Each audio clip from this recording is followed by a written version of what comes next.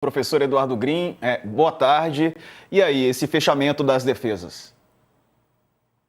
Boa tarde, Diego. Boa tarde, Letícia. Boa tarde a todos que me acompanham, Leonardo, que nos acompanham aqui hoje no UOL News. Bem, eu acho que, para mim, esse segundo dia ratifica uma narrativa que vai, no geral, totalmente contra aquilo que todos os réus tentam argumentar, porque todos eles, representados por seus advogados, a rigor assumem que houve uma tentativa de golpe. E, portanto, cada um tenta individualmente dizer que o seu cliente ou não participou ou tenta reduzir um pouco aquela que vai ser a pena possivelmente a ser definida, dependendo da dosimetria, pelos ministros do Supremo Tribunal Federal. Então, acho que, vamos dizer assim, o esforço de cada um agora de tentar individualizar as penas, coletivamente joga todo mundo para dentro da narrativa do golpe.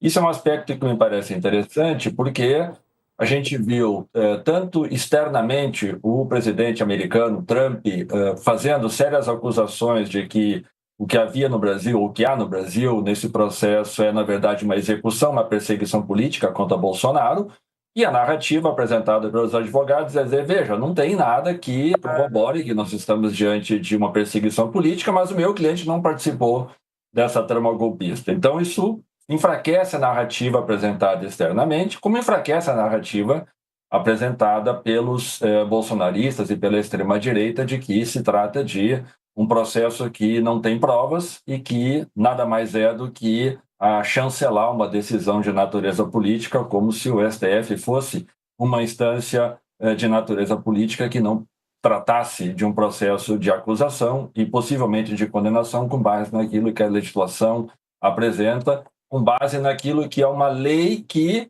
contraditoriamente, isso eu acho que é importante a gente destacar, todo o processo de julgamento que está sendo levado do Bolsonaro e do núcleo da trama golpista, os 8 principais que conduziram a trama golpista, não está baseado na antiga Lei de Segurança Nacional, que vigorou, inclusive, muitas décadas depois de aprovada a Constituição de 88, que era um entulho autoritário, que foi sofrendo várias modificações ao longo das décadas, desde o governo Vargas até sobreviver até 2021. Qual foi o presidente que promulgou a legislação que hoje serve de base para o processo que está em curso no Supremo Tribunal Federal?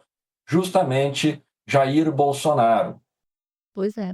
No Supremo, os advogados não negam que houve uma tentativa de golpe. O que eles fazem é tentar separar seus clientes dessa história, dizendo que cada um não participou diretamente. Mas no final das contas, isso só reforça a ideia de que a conspiração realmente existiu. Então, hoje, o que nós estamos vendo é um processo que está julgando quem atentou contra a democracia brasileira.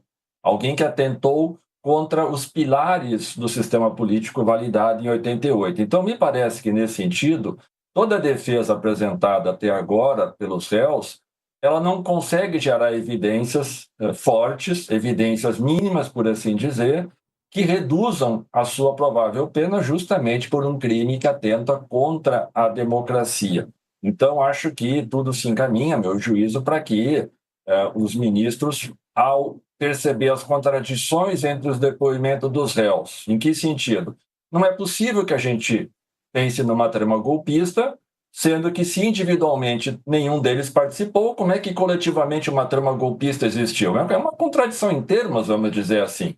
Então, óbvio que todos participaram, mas a questão agora é saber como é que isso vai ser tratado de maneira individualizada e, a meu juízo, todos os advogados tentam agora mitigar algo que me parece que já está dado, que é a condenação dessa trama, desse núcleo central da trama golpista. Uma nota final aqui, Diego, apenas para ilustrar o que me parece ser um pouco a origem de algumas dessas figuras que estão na cena do crime, vamos dizer assim.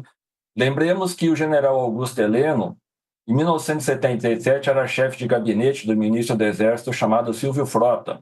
O Silvio Frota era da linha dura do Exército e tentou dar um golpe para derrubar o presidente Ernesto Geisel.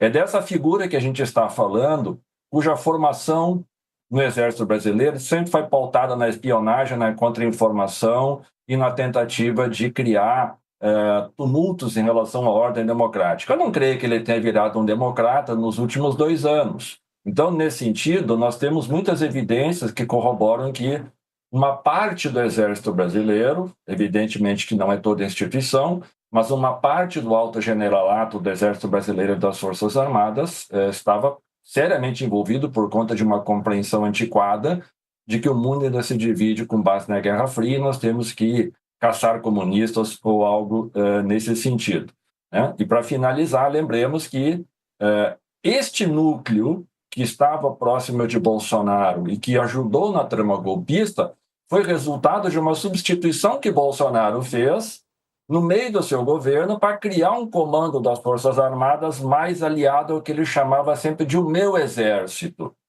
Esse comando, portanto, é difícil agora dizer que ele não sabia do que se passava e não estava alinhado com os objetivos políticos do ex-presidente Bolsonaro, que visava dar o golpe de Estado.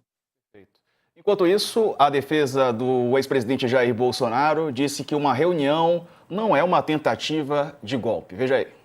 Então, na verdade, eu acho que a tônica da defesa é que não existe nenhuma ligação do presidente com o 8 de janeiro, com uma operação de Copa, Pinhal, etc. Não tem absolutamente nada.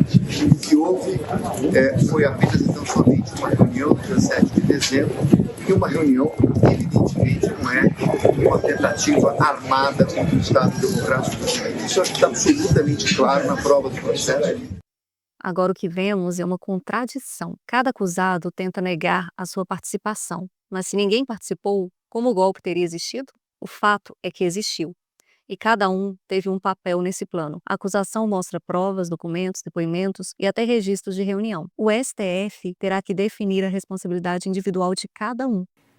Olha, primeiro, acho que é interessante ver esse depoimento do advogado Jair Bolsonaro, né?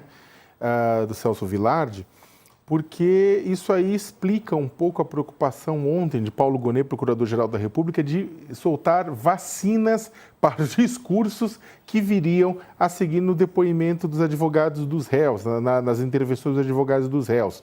Primeiro que o Gonet ele falou bastante do quê? Exatamente dessa reunião. Né? Agora fala, não, a reunião não é golpe, né? O Gonet foi muito feliz ao frisar que na legislação brasileira não se pune golpe, porque quando ocorre um golpe, ou golpe ocorrido, quem vai estar no poder por ter chegado via golpe, não vai deixar rolar punição. Se há um golpe, não há punição, porque o Estado está tomado, está tudo dominado. O que se pune é a tentativa de golpe. E que o Gonet fala que aquela reunião era já a tentativa de golpe. Com a reunião, a tentativa de golpe estava em curso. Uma reunião em que se sentam militares convocados pelo presidente para discutir uma minuta golpista que daria poderes para as Forças Armadas para intervirem no Tribunal Superior Eleitoral, para intervirem no resultado da eleição, uma vez que o presidente da República não aceitou o resultado da eleição e queria discutir com os militares outras formas como essa, mas outras formas também de não arredar o pé do poder, apesar de ter perdido a eleição. Né?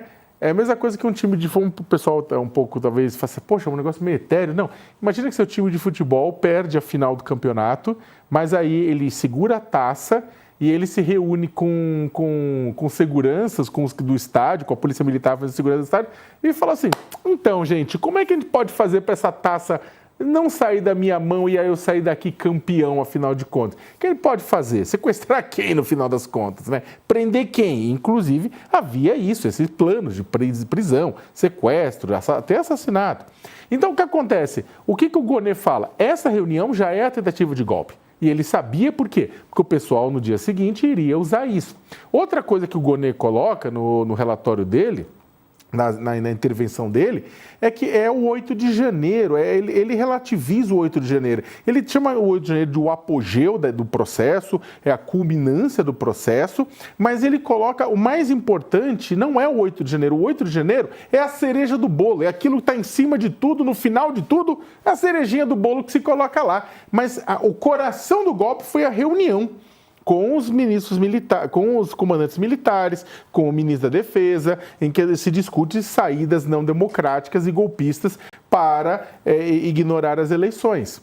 Então, e o 8 de janeiro vem sendo usado por muitas pessoas, por muitos defensores dos réus, por muitos políticos aliados do Bolsonaro, para justificar, falar, não, mas o Bolsonaro não sabia do 8 de janeiro, não sabia. Ele pode até discutir a questão do 8 de janeiro, mas eu repito, o 8 de janeiro não é o mais importante. O 8 de janeiro é o mais vistoso, é o mais violento, é o quebra-quebra, mas não é o mais importante. O mais importante para o Gonê, para a Procuradoria-Geral da República, para a Polícia Federal, é a organização, é aquela conspiração, né, que ocorreu dentro do governo para evitar entregar o poder. E é isso que foi questionado por Gonê, e ele, através dessas vacinas, e que agora foi sendo pontuada pelos outros defensores, como o defensor de Jair Bolsonaro, Diego. Pois é. Letícia, você quer finalizar? Não sei se você quer complementar.